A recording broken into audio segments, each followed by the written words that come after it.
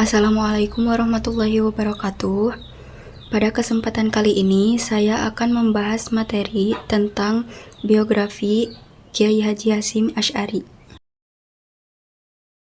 Kiai Haji Hasyim Asy'ari lahir dengan nama Muhammad Hasyim pada 14 Februari 1871 di Jombang, Jawa Timur.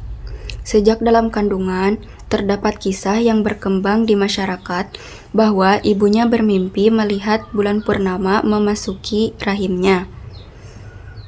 Mimpi tersebut dipercaya sebagai pertanda bahwa kelak ia akan menjadi orang besar. Ayahnya, Kiai Asy'ari, merupakan seorang pengasuh pesantren di Jombang.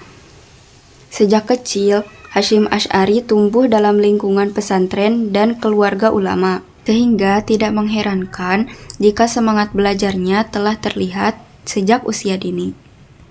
Pada usia 15 tahun, ia mulai menuntut ilmu dengan berkelana dari satu pesantren ke pesantren lain di Jawa dan Madura.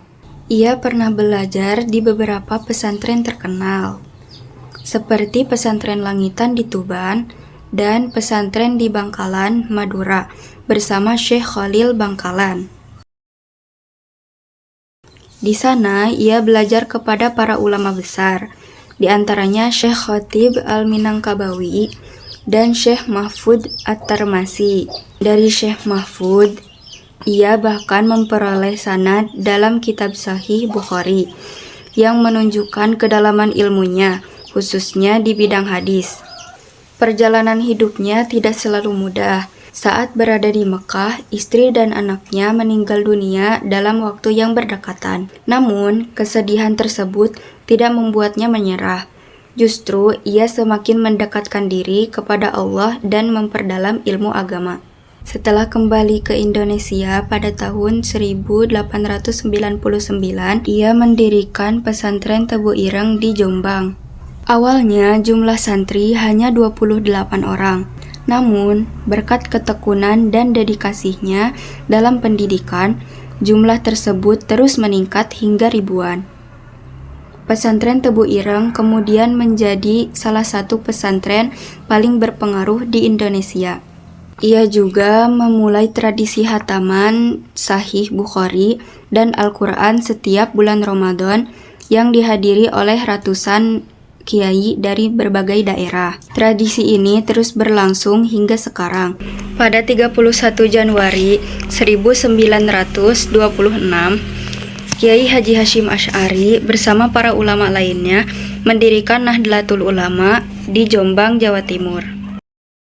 Organisasi ini bertujuan untuk melestarikan ajaran Islam Ahlus Sunnah wal Jamaah serta mengikuti salah satu dari 4 mazhab, yaitu Syafi'i, Maliki, Hanafi, dan Hambali. Beliau dikenal sebagai Rais Akbar Nahdlatul Ulama, sebuah gelar kehormatan yang tidak pernah diberikan kepada tokoh lainnya setelah beliau wafat.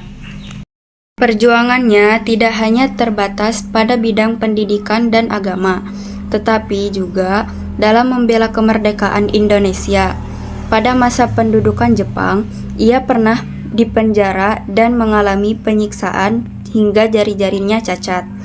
Namun, semangat juangnya tidak pernah padam.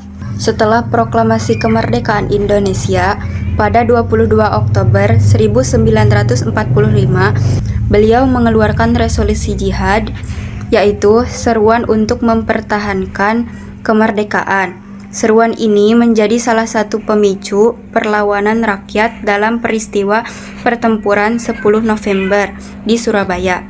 Kini tanggal 22 Oktober diperingati sebagai Hari Santri Nasional. Atas jasa-jasanya, beliau dianugerahi gelar Pahlawan Nasional pada tahun 1964. Selain itu, ia juga menghasilkan berbagai karya penting, di antaranya Adabul Alim wal Muta'alim yang membahas guru dan murid, Ar-Risalah, serta Al-Mawa'iz yang berisi nasihat keagamaan.